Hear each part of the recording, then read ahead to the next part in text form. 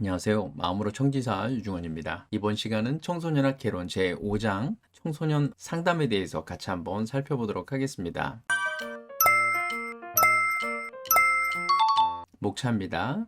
제1절 청소년 상담 개관, 제2절 청소년 상담의 주요 이론인데요. 정신분석, 인간중심, 형태치료, 현실치료, 행동주의 상담, 인지행동, 통합적 상담 이론 순으로 살펴보도록 하겠습니다.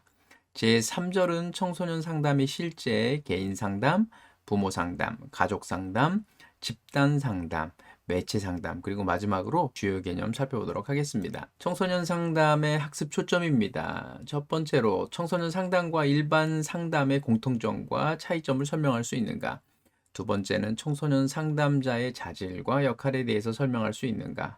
세 번째로는 기존의 상담 이론을 활용하여 청소년을 상담할 때 고려할 것들에 대해 논의할 수 있는가? 마지막으로 청소년 상담의 다양한 형태와 그 각각의 특성에 대해 설명할 수 있는가가 되겠습니다. 제1절 청소년 상담의 개관입니다. 청소년 상담은 청소년 개개인의 일상의 삶에 구체적이고 직접적인 도움을 줄 수 있는 실제적인 방법이 되겠습니다. 따라서 전문 상담자뿐만 아니라 청소년 지도자, 초, 중 등 학교 교사 등 청소년을 직접 상대하는 전문가들은 청소년 상담의 기본적인 이론과 기법을 숙지할 필요가 있습니다. 상담 개관입니다. 상담의 정의입니다. 제일 첫 번째 알아볼 것이 관계인데요. 상담은 도움을 받고자 하는 사람, 그러니까 내담자와 도움을 주는 사람, 상담자 사이의 관계를 통해 이루어지게 됩니다. 라포라는 용어가 있는데요. 내담자와 상담자 사이에 서로 믿고 가깝게 느끼는 유대 관계를 의미합니다. 작업 동맹이라는 말이 있습니다. 상담 목표에 대한 합의와 상담 과정에 대한 동의를 이루는 것, 이러한 관계를 강조하는 개념이 되겠는데요. 라포와 작업 동맹은 독립적이고 대등한 관계를 전제로 합니다. 상담자는 내담자가 원하는 범위 이상의 도움을 주지는 않습니다. 내담자가 상담자에게 의존하려고 할 경우 스스로 선택하고 책임을 져야 한다는 점을 내담자가 깨닫도록 도와주어야 합니다. 두 번째는 전문성이 필요한데요. 상담자는 내담자를 함께 작업하는 동료로 대해야 합니다. 내담자는 자신에게 가장 적합한 신념, 가치관, 행동의 내용이 무엇인지 선택할 권리와 의무가 있는 자기 삶의 전문가를 전제로 하고 있습니다. 상담자는 내담자가 자기를 충분히 이해하고 수용하는 과정, 적절하게 문제를 해결하고 의사결정을 진행하는 과정을 효율적으로 수행해 가는데 도움을 주는 과정 전문가가 되겠습니다. 상담이란 그 두 전문가가 함께 각자의 전문성을 발휘하여 공동 목표를 달성하기 위해 노력하는 과정이라고 볼 수 있습니다. 상담은 변화라고 할 수 있는데요. 상담의 기본 목표는 내담자의 변화가 되겠습니다. 내담자의 배경과 특성, 그리고 내담자가 다루고자 하는 내용은 다양하지만 결국 상담을 통해 내담자가 이루게 되는 것은 자신의 사고, 감정, 행동의 변화입니다. 상담자와의 관계를 통해 자신, 타인, 상황, 환경에 대해 지금까지와는 다른 방식으로 이해하고 느끼고 반응하는 방법을 배우는 것이 상담에서의 목표하는 변화인 것입니다. 상담이란 변화의 내용에 대한 전문가인 내담자와 변화의 과정에 대한 전문가인 상담자가 작업 동맹 관계를 통해 합의한 목표를 달성하기 위해 노력하는 과정이라고 볼 수 있습니다. 상담의 인간관입니다. 상담의 인간관의 첫 번째는 가치 중립인데요. 상담자가 아무 편견 없이 내담자를 있는 그대로 이해하고 수용하는 것을 말합니다. 두 번째는 관점입니다. 상담자는 사람이 정서, 인지, 신체, 대인관계 측면에서 특정한 욕구와 잠재력, 그리고 그것을 실현하려는 경향을 타고난다고 봅니다. 타고난 경향은 환경에 의해 그 실현이 촉진되거나 방해를 받습니다. 기본적인 욕구를 충족시키고 자극을 제공하는 환경이 주어지면 타고난 경향을 실현할 가능성이 높아지게 됩니다. 특히 유아기 양육자와의 관계는 자존감과 성격 형성에 매우 중요한 영향을 미치게 됩니다. 타고난 경향과 환경이 개인의 사고, 감정, 행동에 미치는 영향이 크고 중요하기는 합니다. 하지만 그러한 영향이 절대적인 것은 아닙니다. 타고난 경향과 환경에 의해 마음과 행동의 기본 바탕은 정해지지만 그 범위 내에서 사람은 자신의 자유로운 선택과 노력을 통해 변화하며 성장할 수 있는 존재입니다. 세 번째로 상담의 기본 원리입니다. 기본 원리의 첫 번째는 자기결정입니다. 자신의 삶의 내용을 선택할 능력과 권리와 의무는 전적으로 내담자에게 있는 것입니다. 상담자는 내담자의 선택을 격려하고 존중하고 보장해 주어야 하며 내담자가 무엇을 선택해야 하는지를 제시하거나 가르치려 해서는 안 됩니다. 상담자가 할 일은 내담자가 스스로 자신에게 가장 적합한 내용을 선택하여 변화를 추구하는 과정을 적절하게 해나가도록 돕는 것입니다. 두 번째는 감정 처리입니다. 내담자가 스스로 선택하고 변화하는 과정을 적절하게 진행하기 위해서는 그와 관련된 자신의 감정을 충분히 다루어야 합니다. 감정은 정확한 인식을 위한 필수 요소이기도 합니다. 내담자가 자신의 감정에 집중하도록 지지하고 격려함으로써 상담자는 내담자의 적절한 선택과 변화를 도울 수가 있습니다. 충분히 처리되지 않은 감정은 마음에 남아 이후의 판단과 행동에 영향을 미치게 됩니다. 처리되지 않은 감정이 현재에 영향을 미치고 있는 부분을 찾아내어 그 감정을 다시 경험하고 표현하도록 함으로써 감정은 처리가 됩니다. 내담자가 과거의 영향에서 벗어나 자신이 원하는 선택과 변화를 이루도록 돕기 위해서는 내담자의 현재 감정뿐만 아니라 처리하지 못한 과거의 감정들에 대해서도 다루는 것이 필요합니다. 세 번째는 개별화입니다. 사람은 일반적인 마음의 원리에 따라 움직이는 존재인 동시에 각자 자신만의 개성을 가진 존재이기도 합니다. 상담자는 내담자가 제시하는 말과 행동에 집중하여 경청하면서 내담자의 수준과 성향에 맞추어 상담을 진행해야 합니다. 네 번째는 비판적 수용입니다. 상담자는 자신의 개인적 가치관이나 사회적 기준으로 내담자를 평가하고 판단해서는 안 됩니다. 내담자가 자신의 삶의 주체임을 철저하게 인정하여 내담자 자신 이외에 어떤 기준도 배제하고 내담자를 있는 그대로 받아들이는 자세를 가져야 합니다. 하지만 동의할 수 없는 부분에 대해서는 솔직하게 표현을 하되 서로의 입장이 다른 것일 뿐 어느 쪽이 옳거나 그른 것이 아니라는 점을 분명히 해야 합니다. 청소년 상담의 특징입니다. 청소년 상담은 기본적으로 일반 심리 상담과 같은 전제와 원리를 바탕으로 진행되긴 하지만 상담의 직접 당사자인 청소년의 특성과 관련하여 상담의 대상, 목표 등에 대해서 일반 상담과는 구별되는 특징을 가지고 있습니다. 첫 번째로 대상입니다. 청소년 상담의 1차적인 대상은 청소년이 되겠습니다. 상담 과정에서 청소년의 발달상의 특성이 잘 반영되어야 합니다. 청소년에 대해서 먼저 살펴보도록 하겠습니다. 청소년 상담의 직접 당사자인 청소년은 여러 면에서 성인과 많이 다른데요. 청소년들은 대체로 주변 어른들과 어떤 관계를 경험했는가에 따라 상담자와의 라포 형성의 차이를 보이게 됩니다. 어른과의 긍정적인 관계를 가진 친구들은 라포 형성에 별 문제가 없습니다. 어른과의 부정적인 관계를 가진 친구들은 라포 형성에 어려움을 겪게 됩니다. 청소년들은 권위자에 대한 반항적인 태도를 보이는 면이 있기 때문에 상담자와의 관계에 대해서도 저항하는 모습을 보일 수도 있습니다. 상담자가 청소년 내담자와 작업 동맹을 형성하는 데 더 많은 시간과 노력을 들여야 합니다. 청소년에게 영향을 미치는 환경에 대해서 살펴보도록 하겠습니다.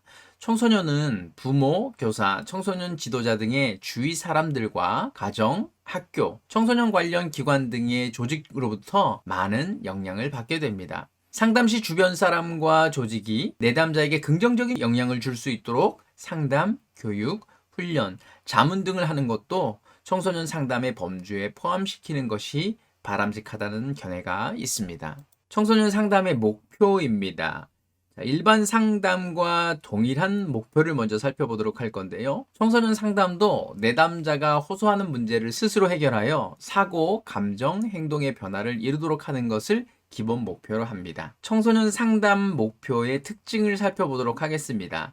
내담자의 특성상 발달과 예방에 관련된 목표가 강조되는 특징을 가지고 있습니다. 발달과 관련된 목표입니다. 자아정체감 확립과 긍정적 자기 개념 형성 등 청소년기의 주요 발달 과업을 달성하고 자신의 흥미와 적성을 확인하여 자신의 타고난 가능성을 실현하도록 돕는 것입니다.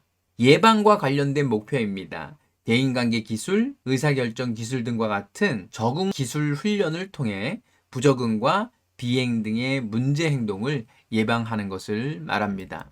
세 번째로 청소년 상담자의 자질과 역할에 대해서 같이 한번 살펴보도록 하겠습니다.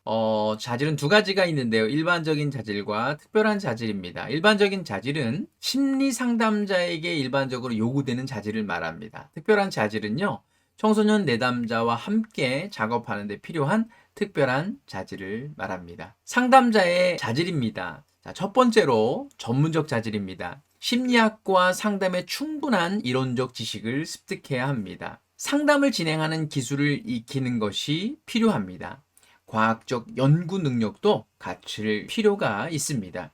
상담자 윤리의 원리와 내용을 잘 알고 실천하는 것이 필요합니다. 두 번째로 인간적 자질입니다. 로저스가 제시한 진솔성, 무조건성, 긍정적 존중, 공감적 이해를 중심으로 설명을 할 수 있는데요. 먼저 진솔성입니다. 상담자가 자신과 내담자를 대할 때 진실하고 솔직한 자세로 임하는 것을 말합니다. 상담자는 먼저 자기 자신을 진솔하게 대해야 합니다. 어떤 외적 기준에도 얽매이지 않고 자신을 있는 그대로 인정하고 수용해야 하는 것입니다. 특히 자신에게 경험되는 감정을 위협감 없이 받아들이는 것이 중요합니다. 그럴 때 내담자에 대해서도 진실하고 솔직하게 자신의 느낌과 생각을 드러낼 수 있어야 합니다. 두 번째로 무조건적인 긍정적 존중입니다. 상담자가 자신과 내담자를 한 인간으로 가치 있고 존중받을 만한 존재로 대하는 것을 말하는데요. 무조건적이라는 것은 어떠한 외적 기준도 적용하지 말아야 한다는 뜻입니다. 그러나 그것이 모든 것을 허용해야 한다는 의미는 아닙니다. 현재 상태나 행동에 바람직하지 않은 면이 있음에도 불구하고 사람은 그 안에 자신에게 가장 바람직한 것이 무엇인지 알고 추구할 수 있는 능력이 있는 존재라는 것을 믿고 존중해야 한다는 뜻입니다. 세 번째로 공감적 이해입니다. 상담자가 자신과 내담자를 이해할 때 주관적 감정 상태에 세심한 관심을 가지고 당사자의 심정을 정확하게 인식하는 것을 말합니다. 이를 위해서는 자신과 내담자에 대해 열린 마음과 민감한 자세를 갖는 동시에 자기 본연의 정체와 감정 상태를 구분하는 성숙함이 있어야 합니다. 이러한 인간적 자질을 통해 상담자는 내담자와 신뢰관계를 형성하고 내담자가 자신의 내면을 깊이 이해하고 수용하도록 도울 수 있게 됩니다. 세 번째로 청소년 상담자의 자질입니다. 청소년의 성향과 발달 과정에 대한 지식과 청소년을 둘러싼 다양한 환경에 대한 지식을 갖는 것이 중요합니다. 독립적이고 반항적이면서도 의존적이고 소극적인 청소년기의 특성을 감안하여 적절하게 상담을 진행하는 기술을 익히는 것도 필요합니다. 청소년 내담자를 어리고 미숙한 존재가 아니라 자기 삶의 주체로 인정하고 상담자와 동등한 작업 동맹의 한쪽 당사자로 인정하는 자세를 갖추는 것이 매우 중요합니다. 청소년 상담자의 역할입니다. 청소년 상담을 넓은 의미로 해석하여 상담자의 역할은 청소년 내담자를 대상으로 직접 상담하는 역할과 상담을 효과적으로 수행하는 것을 지원하는 역할로 구분해 볼 수 있습니다. 먼저 상담자의 역할입니다. 청소년 내담자와 상담 작업을 하는 상담자의 역할이 되겠습니다. 교육하고 자문하는 역할입니다. 청소년의 부모, 교사, 청소년 지도자 등 청소년에게 영향을 미치는 사람들을 대상으로 청소년에 대한 이해를 높이고 적절한 관계를 맺도록 교육하고 자문하는 역할을 말합니다. 세 번째로 청소년 연구활동 수행과 정책 개발 및 제안을 하는 역할입니다. 청소년 상담에 관한 다양한 연구 활동을 수행하고 청소년 상담 관련 정책을 개발하고 제안하는 역할을 하는 것을 말합니다. 제2절 청소년 상담의 주요 이론입니다.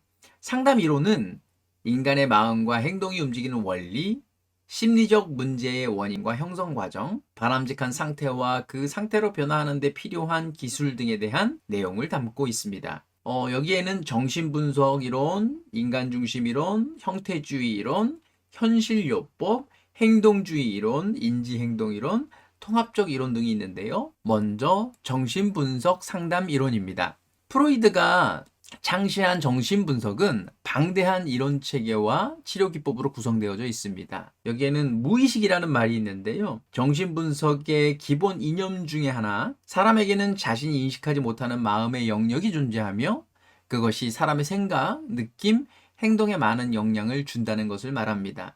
무의식은 불안을 초래하는 원초적인 성적 욕망을 의식 밖으로 밀어낸 결과로 형성되어진다고 합니다. 심리구조의 발달 모델에 입각한 설명을 한번 해보도록 하겠는데요. 출생 시 사람의 마음은 충동적이고 즉각적인 만족을 추구하는 원역, 이드만으로 구성되어져 있다고 합니다. 이후 성장 과정에서 현실에 적응하기 위해 상황을 인식하고 판단하여 충동을 조절하는 자아, 에고가 발달하게 된다고 합니다. 5세쯤에는 남금기의 오이디푸스 컴플렉스를 극복하는 과정에서 동성 부모에 대한 동일시의 결과로 원욕을 끊임없이 감시하고 무자비하게 처벌하는 초자아, 슈퍼에고가 형성되게 된다고 합니다. 프로이드가 강조한 것은 무의식적 본능 자체가 아니라 그에 적극적으로 대처하는 마음의 활동이었다고 합니다. 마음의 활동은 의식되지 않는 경우가 많지만 그렇다고 비합리적이라고 할 수는 없습니다. 생각, 느낌, 행동은 무의식적 본능과 과거의 경험에 의해 결정되는 것이 아니라 그에 대처하는 마음의 의도와 활동의 결과로 나타나는 점에서 결정론적이지 않습니다. 마음과 행동에 문제가 생기는 근본적인 원인은 불안에 대처하는 마음의 활동인데요. 프로이드는 불안을 현실 불안, 신경증적 불안, 도덕 불안으로 구분하였습니다.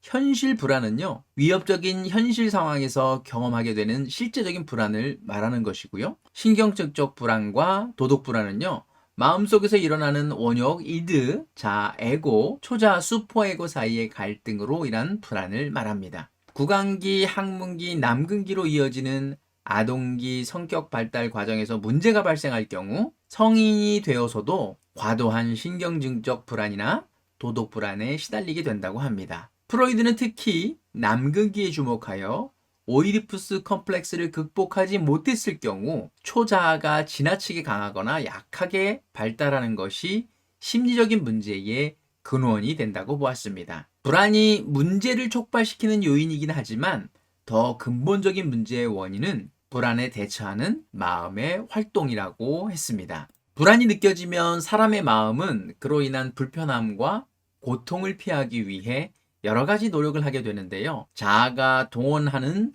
다양한 방어 기제들이 그런 노력의 예가 되겠습니다. 적절한 성격 발달 과정을 거친 사람은 내면적 불안이 적고 따라서 적응적인 방어 기제를 사용할 수가 있습니다. 그러나 성격 발달에 문제가 있었던 사람은 과도한 불안을 경험하게 되고 그에 대처하기 위해 부적응적인 방어 기제를 사용하거나 공포증, 강박증, 히스테리 등의 신경증적 증상을 만들어내게 됩니다. 정신분석의 목표는요, 무의식을 의식화하는 것이라고 합니다. 증상은 불안을 피하기 위해 자신이 적극적으로 만들어낸 것이라는 점과 그 불안의 근원이 어린 시절 성격 발달 과정의 문제라는 점을 깨닫도록 하는 것을 말합니다. 정신분석의 바탕을 둔 상담의 목표는 자아 기능을 강화하여 심리적 증상을 해소하고 적응적인 삶을 살도록 돕는 것을 말합니다. 정신분석의 목표를 달성하기 위한 정신분석의 기본 기법은 자유연상과 해석이 있습니다. 자유연상은요, 내담자에게 떠오르는 생각은 무엇이든 망설이거나 여과하지 말고 이야기하도록 하고 분석가가 아무런 평가나 판단이 없이 들어주는 것을 말합니다.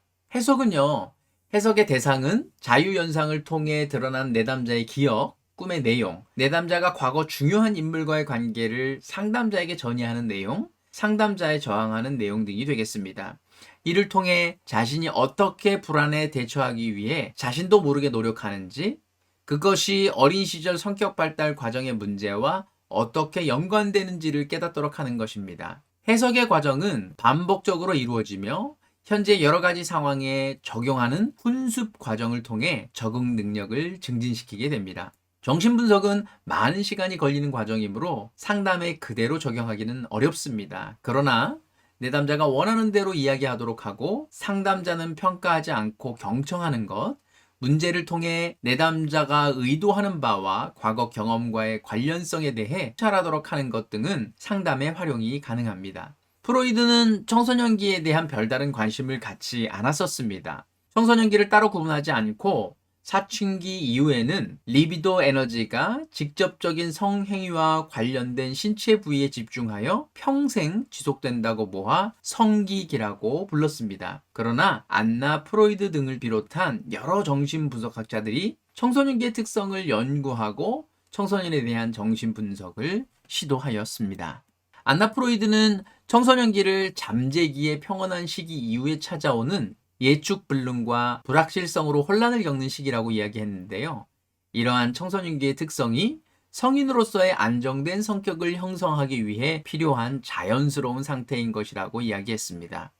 따라서 청소년을 대상으로 정신분석을 시행할 때는 불안정과 혼란을 문제로 판단하지 말고 정상적인 특성으로 수용하여 인내심을 가지고 분석을 진행해야 한다고 했습니다. 또한 분석가에 대한 전이나 저항에 대해서도 성인과는 다른 정상적인 현상으로 받아들여야 된다고 이야기했습니다. 두 번째로 인간 중심 상담 이론입니다. 로저스는 사람의 마음을 긍정적이고 성장 지향적으로 보면서 인간 중심 상담 이론으로 전개하였습니다. 로저스가 인간 중심 상담 이론을 처음 제시할 당시에 상담은 주로 상담자가 내담자를 진단하고 해결책을 제시하는 방식으로 진행되고 있었습니다. 이를 비판하여 비지시적인 상담을 주창하였는데요. 이후 내담자 중심 상담, 인간 중심 상담을 이론의 이름과 강조점을 수정하였습니다. 하지만 바탕이 되는 인간과는 크게 달라지지는 않았습니다. 사람은 누구나 각자 자기 나름의 완성된 모습을 이루는 기반이 되는 흥미, 적성, 재능, 성향 등을 잠재적 가능성의 형태로 타고납니다. 또한 자신의 잠재적 가능성을 실현하려는 욕구도 타고납니다. 이를 자기 실현 경향성이라고 하며 그러한 경향성에 따라 자율적, 창조적으로 자기 통합을 향해 지속적으로 성장함으로써 자신의 잠재적 가능성을 실현해 가는 과정을 자기 실현이라고 합니다. 유기체적 가치화라는 용어를 한번 살펴보도록 하겠습니다. 사람은 태어날 때부터 자신의 내면과 주변에서 경험되는 것에 아무 선입견 없이 흥미를 가지고 직관적으로 지각하는 방식으로 자신과 세상을 대하기도 합니다.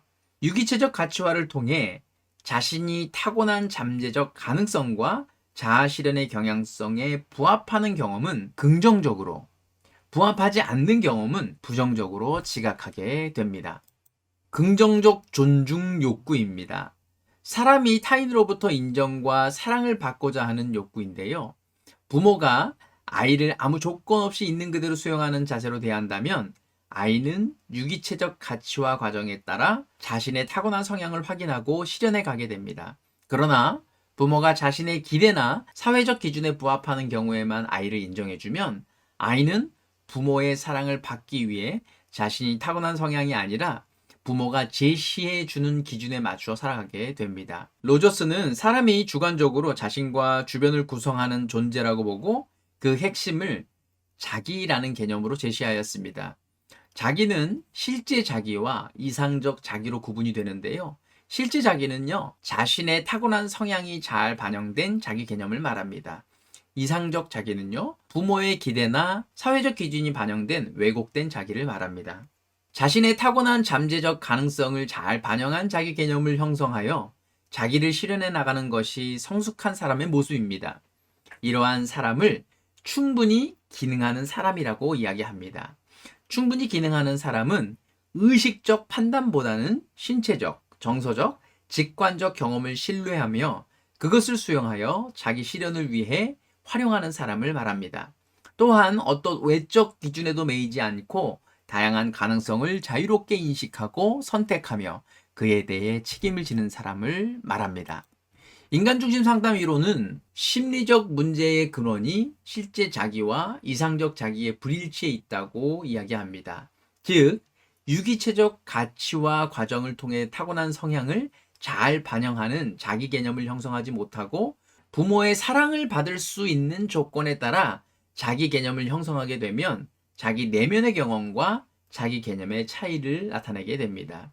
이러한 차이로 인해 계속해서 타고난 성향에 맞지 않는 삶을 살게 되면 불안과 방어가 증가하게 되고 그 결과로 불일치가 더욱 심화되게 되는 것입니다. 인간중심 상담의 목표는 내담자가 발달시켜온 이상적 자기에서 벗어나 자신의 타고난 성향에 따라 자기를 실현하는 충분히 기능하는 사람이 되도록 하는 것입니다. 구체적으로 내담자가 자신의 경험에 개방적이 되고 현실에 부합하는 지각을 하며 자신을 신뢰하고 타인을 수용하는 경향이 커지도록 하는 것이 인간중심 상담의 목표가 되겠습니다. 인간중심 상담에서 상담 목표를 달성하기 위해 필요한 것이 상담 기법이 아니라 진솔성, 무조건적인 긍정적 존중, 공감적 이해 등과 같은 상담자의 적절한 태도라고 강조하고 있습니다. 이러한 상담자의 태도를 통해 내담자는 현재의 불일치 상태와 그로 인한 불안을 안심하고 경험하게 되고 점차 자신의 감정과 직관을 존중할 수 있게 됩니다. 그 결과 자신이 당면한 문제를 효과적으로 해결하고 자기 실현을 향해 성장해 가게 되는 것입니다. 세 번째 이론은 형태치료 상담 이론입니다. 형태치료 이론은 프리츠 펄스에 의해서 창안되어졌는데요. 형태란 독일어, 그러니까 요거를 우리가 게슈탈트를 번역한 것인데요. 전체, 조직 등의 의미도 포함되어져 있습니다. 형태치료는 정신분석, 게슈탈트 심리학, 심리극, 실존주의, 현상학 등 다양한 입장의 영향을 받았습니다. 형태치료 이론에서는 사람을 환경 속에서 자신을 경험하고 자각하며 자기를 조절할 수 있는 능력, 자유롭게 선택하고 책임질 수 있는 능력, 통합을 이룰 수 있는 능력이 있는 존재로 봅니다. 세상에 존재하는 모든 것은 상호 연관된 전체로 통합되어 있습니다. 사람의 신체, 감각, 지각, 사고, 정서, 행동 등도 상호 연관된 전체입니다. 사람을 포함한 생명체는 환경과 끊임없이 교류하며 변화한다고 봅니다. 사람이 환경과 상호작용 과정에서 특정 부분에 관심을 가지고 주의를 기울이게 되면 나머지 부분은 지각되지 않고 미분화된 상태로 남게 된다고 합니다. 이럴 경우 자신을 구성하는 부분이 전체적인 균형을 유지하는 방향으로 통합을 이루려고 하게 되는데 이를 유기체적 자기 조절이라고 합니다. 형태치료에서는 지금 여기를 강조합니다.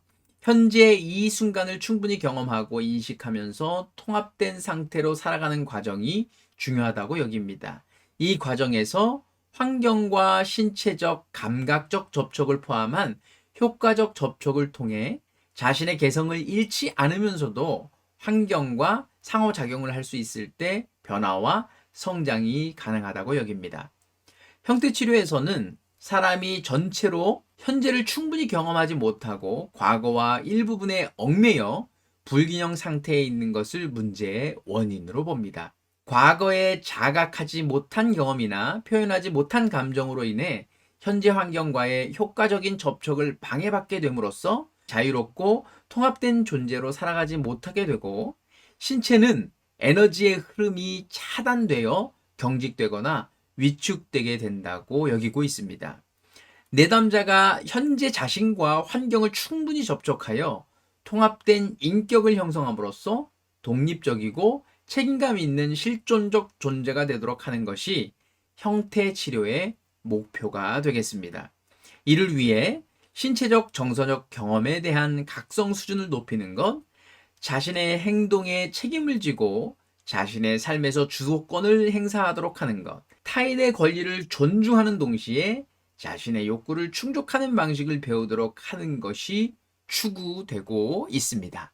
형태치료에서 상담자는 내담자가 자신의 욕구, 감각, 감정, 언어 표현, 주변 환경을 정확히 인식하고 경험하도록 하기 위해 내담자의 자세나 행동을 과장해서 반복하도록 하거나 불편해하는 감정을 피하지 말고 계속 경험하도록 합니다. 이 과정에서 직면 기법을 사용하여 내담자가 말과 행동이 일치하지 않을 때, 접촉에 대해 저항할 때, 자신의 특성을 부인하려 할 때 그에 대해 탐색하도록 하기도 합니다. 또한 빈의자 기법, 반대로 행동하기 등의 기법도 사용합니다. 형태치료에서 상담자는 지시적이고 적극적으로 내담자를 상대하면서 스스로 솔선수범하는 모습을 보이게 됩니다. 청소년기 인지 과정의 특성 중 하나가 자기 중심적 사고입니다. 청소년들은 자신의 경험이 너무 독특해서 누구도 자신을 이해하지 못하며, 그런데도 주위 사람들은 끊임없이 자신을 관찰하고 평가한다고 생각하는 경향이 있습니다. 또한 새롭게 진입한 형식적 조작기의 사고를 극단적으로 진행하여 현실을 무시한 흑백 논리를 주장하기도 합니다. 이로 인해 청소년들은 자신에게 순간순간 제시되는 현실을 충분히 경험하지 못하여 자유롭고 통합된 존재가 되는데 방해를 받는 경우가 있습니다. 형태치료는 이러한 청소년의 문제를 효과적으로 도울 수 있는 체계로 보여집니다. 다만 청소년기의 혼란과 그로 인한 저항을 지나치게 부정적으로 해석하기보다는 자연스러운 특성으로 인정하고 수용하는 것이 필요합니다. 네 번째 상담 이론입니다. 현실치료 상담 이론입니다. 현실치료는 윌리엄 글래서의 선택이론에 기초한 상담 이론인데요. 선택이론에서는 생존 욕구, 소속의 욕구, 힘의 욕구, 자유의 욕구, 즐거움의 욕구를 사람이 타고나는 기본적인 욕구라고 보고 있습니다.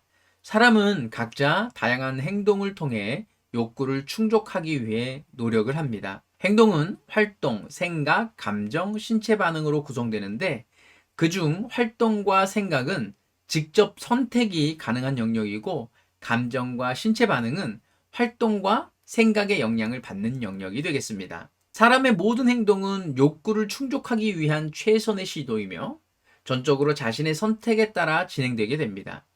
부정적인 결과를 낳는 문제 행동도 자신의 능동적인 선택이 되겠습니다. 따라서 사람은 자신의 선택에 책임을 질 수 있고 책임을 져야 합니다. 책임을 진다는 것은 자신의 욕구가 무엇인지를 잘 알아서 다른 사람을 방해하지 않으면서 자신의 욕구를 충족시키는 행동을 선택하는 것을 말합니다. 내담자가 자신의 욕구를 잘 알고 그것을 효율적으로 충족할 수 있는 행동을 스스로 판단하고 선택하는 방법을 배우도록 하고 그것에 대해 책임을 지도록 돕는 것이 현실 치료의 목표가 되겠습니다. 이를 위해 상담자는 질문, 토론, 직면, 유머 사용 등을 사용하여 내담자의 욕구와 소망을 탐색하고 현재의 행동을 자각하고 평가하도록 한 후 효과적인 행동을 위한 계획을 세우고 실천하도록 돕습니다. 모든 과정에서 내담자의 선택과 책임을 강조합니다. 현실치료 기법은 상담에 적극적으로 참여하기를 거부하는 저항적인 청소년 내담자에게도 효과가 있다는 보고가 있습니다. 다섯 번째 상담 이론은 행동주의 상담 이론입니다. 행동주의 상담 이론은 파블로브의 고전적 조건 형성 모델, 스키너의 조작적 조건 형성 모델, 반두라의 사회학습 모델 등을 응용하여 부적응 행동을 설명하고 변화시키고자 하는 치료 이론이 되겠습니다. 행동주의 상담의 초기 이론에는 인간을 환경 자극에 반응하는 유기체로서 모든 행동은 과거 경험에 의해 학습된 것으로 보고 있습니다. 그러나 1970년대 이후에는 인간의 행동이 환경에 영향을 미칠 수 있고 스스로 자신의 행동을 변화시킬 수 있는 능력이 있다고 전제하고 있습니다. 행동주의 상담 이론에서는 부적응 행동이 연합이나 강화를 통해 조건 형성과 관찰을 통한 모방 등에 의해 형성된다고 보고 있습니다. 행동주의 상담의 목표는 내담자가 고통을 겪고 있는 문제 행동을 수정하고 보다 적응적인 행동을 하도록 돕는 것입니다. 이를 위해 내담자를 불편하게 하는 행동 자체에 집중해서 어떤 행동을 어떻게 바꿀 것인지 구체적인 목표를 세우는 것이 중요합니다. 적절한 목표를 설정하기 위해서는 상담자가 내담자와 따뜻하고 믿을 수 있는 동반자 관계를 잘 형성해야 합니다. 그러한 관계를 바탕으로 내담자의 판단과 선택을 존중하여 내담자가 원하는 목표를 함께 세워가야 합니다.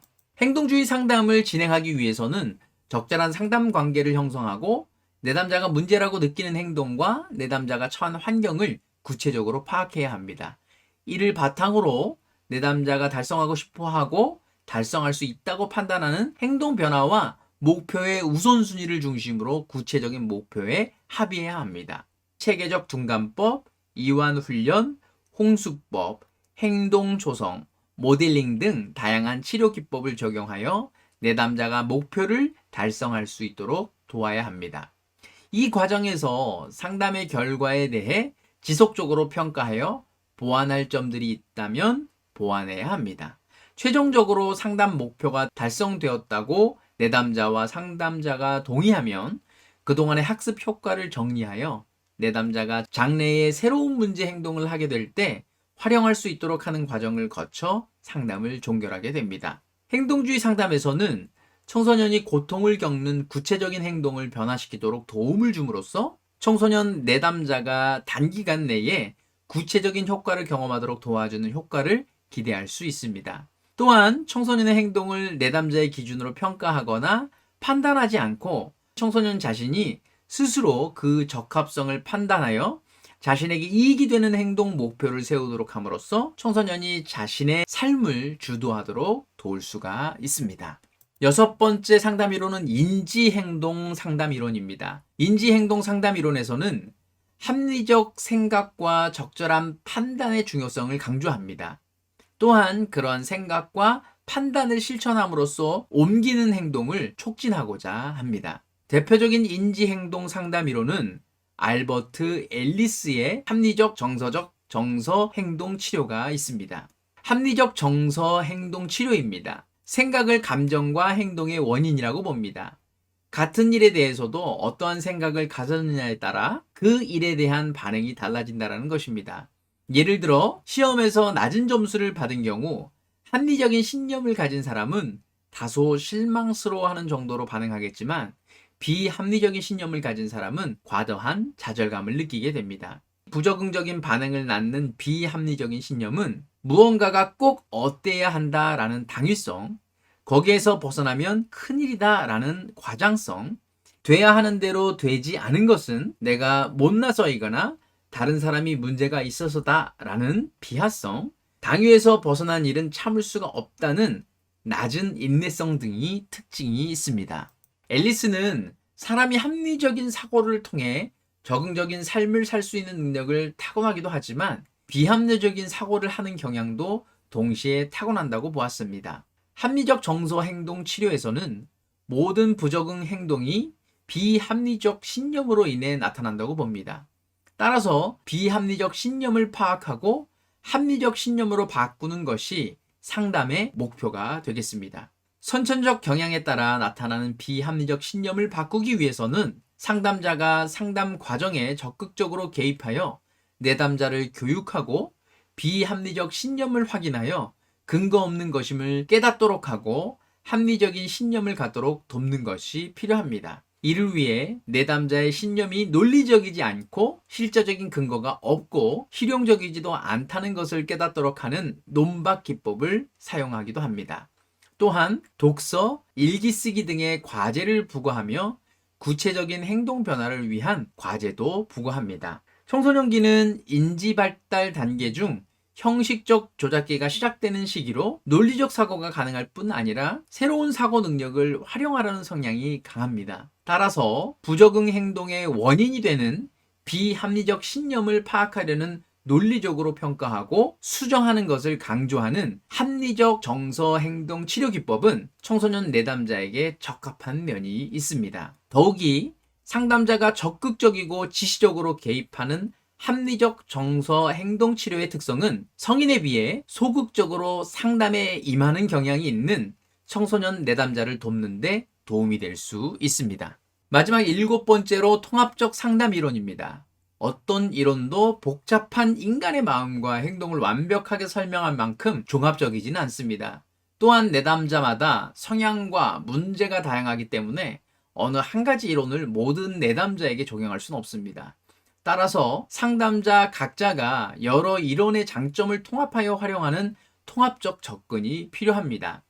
상담자는 자신의 인간에 대한 철학적 전제와 성향, 신념에 맞는 이론을 선택함으로 통합하여 자신만의 통합적 이론을 개발하는 것이 중요합니다. 이를 위해 상담자는 다양한 상담 이론을 충분히 이해하여 자신의 욕구, 성향, 신념, 가치관에 부합하는 부분들을 선택해야 합니다. 통합적 상담 이론은 내담자의 특성과 요구에 맞게 상담을 진행하는 데 도움이 됩니다.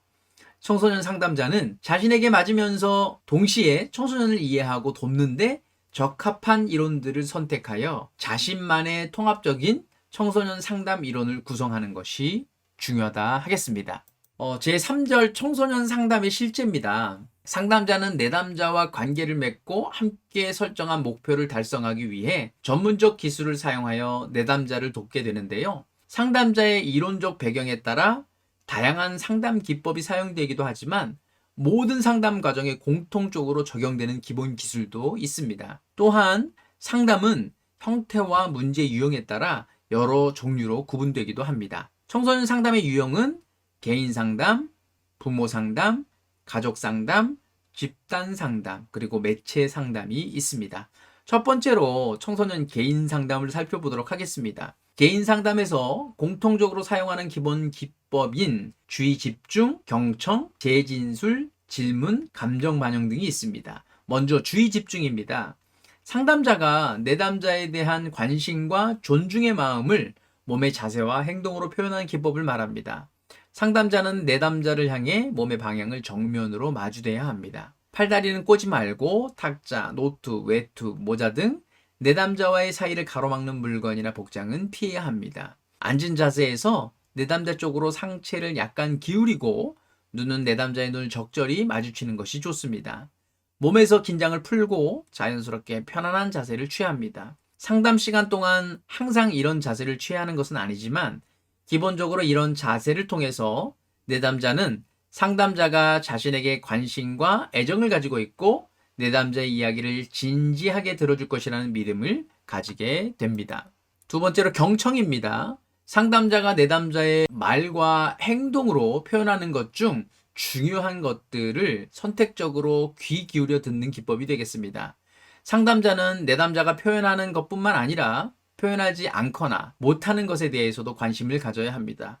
특히 자신의 의도나 감정에 대해서는 많은 내담자들이 표현을 잘 못하는 경향이 있습니다. 내담자가 표현하지 못하는 것에 대해 추측하고 가설을 세워 검증해가는 과정을 통해 내담자의 자기 탐색을 도울 수가 있습니다. 세 번째로 재진술입니다. 내담자가 한 이야기의 내용이나 의미를 간략하게 다시 표현하는 기법을 말하는데요. 재진술은 반영과 요약으로 구분되어집니다.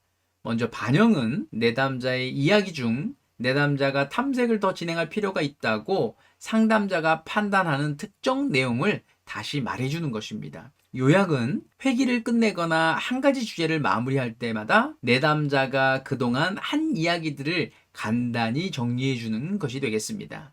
재진술은 중요한 주제의 상담에 초점에 맞추어지도록 돕고 내담자가 자신이 한 이야기를 다시 한번 듣도록 하여 자기 이해를 도우며 관련된 내용을 더 말하도록 하여 탐색을 촉진하는 효과가 있습니다. 또한 상담자가 내담자에게 집중하고 경청하고 있다는 것을 느끼도록 하여 작업 동맹 관계를 발전시키는 효과도 있습니다. 질문입니다. 내담자가 자신과 자신의 관심사에 대해 탐색하도록 돕기 위해 내담자의 생각과 느낌을 명료화하도록 요구하는 기법인데요. 질문은 내담자가 원하는 어떤 이야기든 할 수 있도록 개방형의 형태로 해야 합니다. 또한 상담자 자신의 호기심을 충족하기 위한 질문, 왜? 라는 표현으로 내담자에게 충분한 느낌을 갖게 하는 질문, 질문 공세 등은 피해야 합니다. 감정 반영입니다. 상담자가 내담자의 내면 세계를 내담자의 입장에서 이해하고 그 내용을 내담자에게 간략하게 제시하는 기법인데요. 내담자가 직접 표현한 내용 또는 상담자가 추측한 내용을 바탕으로 내담자를 감정 수준까지 이해하는 것을 공감이라고 합니다. 감정 반영을 통해 상담자는 내담자가 자신의 감정을 파악하고 경험하고 표현하도록 돕습니다. 이를 통해 내담자는 자신에 대해 더 깊이 이해하게 되고 쌓인 감정을 해소함으로써 감정을 피하기 위해 애쓰지 않게 되어 자기 통제력을 회복하게 됩니다. 이때 내담자를 동정하거나 동일시해서는 안 되며 내담자가 강한 감정을 표출할 때 당황해서 서둘러서 감정을 무마하거나 위로하려고 해서도 안 됩니다. 상담의 기본 기법들은 청소년 개인 상담에도 그대로 적용하는 것이 원칙입니다. 다만 청소년들은 부모나 교사 등에 의해 비자발적으로 상담에 참여하는 경우가 많으므로 내담자가 상담자와 신뢰 관계를 형성할 수 있도록 인내심을 가지고 기본 기법을 충실하게 적용하는 것이 중요합니다. 두 번째로 청소년 부모 상담입니다. 청소년기에는 신체적, 심리적, 사회적 측면의 급격한 변화로 혼란을 경험하게 되며 부모로부터 심리적으로 독립하는 과정에서 반항적인 태도를 보이기도 하는데요. 청소년기에 접어들면서 자녀가 보이는 변화에 대해 어떤 부모는 자녀를 엄격하게 통제하려고 하고 무시하고 방치하는 등 부적절한 방식을 사용하여 갈등을 치료하기도 합니다. 특히 요즘 부모들은 정보화 시대로의 급격한 변화에 따라 사이버 문화에 익숙해져 있는 자녀들을 이해하고 지도하는 데 어려움을 겪는 경우가 많습니다. 이러한 경우 부모들은 심각한 좌절을 경험하며 부모 역할에 대한 혼란과 무력감을 느끼게 되는데요. 부모가 청소년 자녀의 성장 발달을 도와주고자 하는 의욕과 관심은 있는데 구체적인 방법을 몰라서 자녀와 갈등 관계에 있는 경우 상담자는 부모에게 청소년 자녀를 이해하고 효과적으로 관계 형성할 수 있는 구체적이고 전문적인 정보나 원칙들을 제공하고 훈련시킬 필요가 있습니다.